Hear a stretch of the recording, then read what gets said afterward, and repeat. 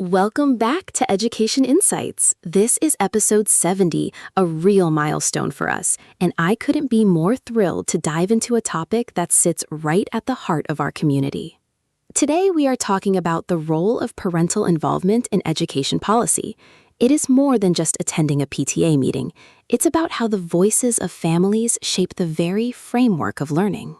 Joining me in the studio is someone who has spent decades navigating the intersection of home and school life, Mr. Saroon. Welcome to the show. Thank you, Sochieta. It is an absolute pleasure to be here for such a landmark episode.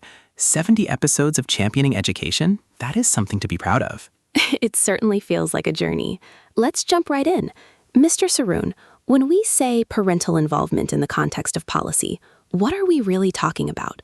Is it just about signing permission slips? Not at all. While those small interactions matter, policy involvement is about the seat at the table. It's about parents influencing curriculum decisions, school safety measures, and even budget allocations. It's the difference between being a consumer of education and being a co-creator of the educational environment. It's deeply personal and incredibly powerful. Intrigued. Co-creator. I love that term. But I often hear from parents who feel, intimidated. They feel like they don't have the expertise to speak on policy. How do we bridge that gap? That is a very real barrier, Sochieta. Many parents feel that because they aren't educators by trade, their perspective isn't valid. But I always tell them, you are the leading expert on your own child. Policy without parental input is like a map drawn by someone who has never walked the terrain. You need the people on the ground to tell you where the hills and the pitfalls are. That is a powerful metaphor. I've noticed that when parents are involved, policies seem to be more sustainable. They have buy-in from the community. Can you share a moment or an example where you saw parental voices actually change the course of a local policy? Oh, I remember a few years back in a rural district. The board wanted to shift school start time significantly earlier to save on busing costs. On paper, it saved money. It was good fiscal policy. But the parents came forward. They spoke about the reality of farm chores, the lack of childcare in the early mornings, and the impact on teen sleep cycles. They didn't just complain. They presented a collective counterproposal. And did the board listen? They did. Not because they had to, but because the parents' lived experience provided a data point the spreadsheets couldn't capture. The policy was revised, and the community felt heard. That's the feeling of democracy in action. That gives me chills.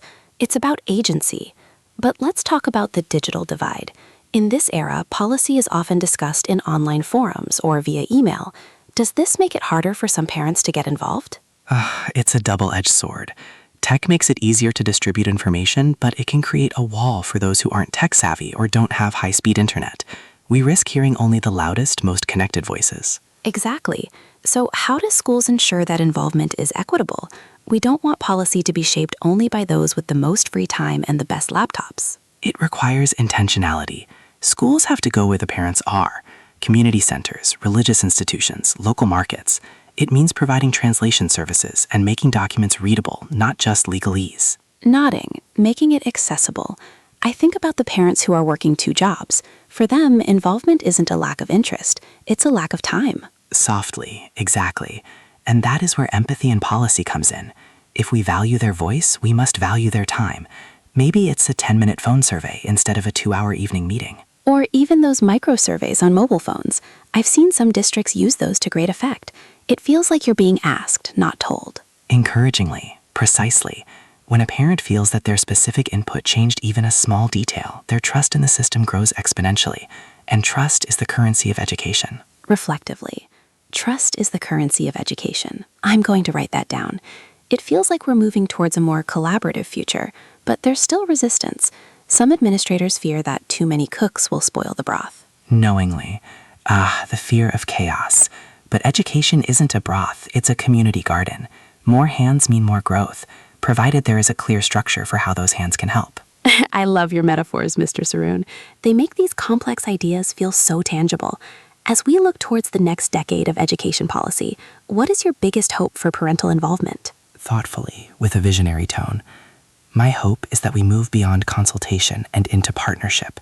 I want to see parents not just as people we check in with, but as permanent members of the design team for our children's futures. With warmth, a partnership.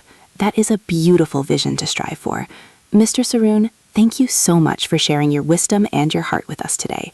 This was exactly what episode 70 needed. The pleasure was all mine, Sochita. Keep up the wonderful work. Our schools need these conversations. And to all the parents listening, your voice matters. Your perspective is the missing piece of the puzzle. Don't be afraid to speak up. That's it for today's episode of Education Insights. Thank you for tuning in for 70 episodes. We'll see you next time.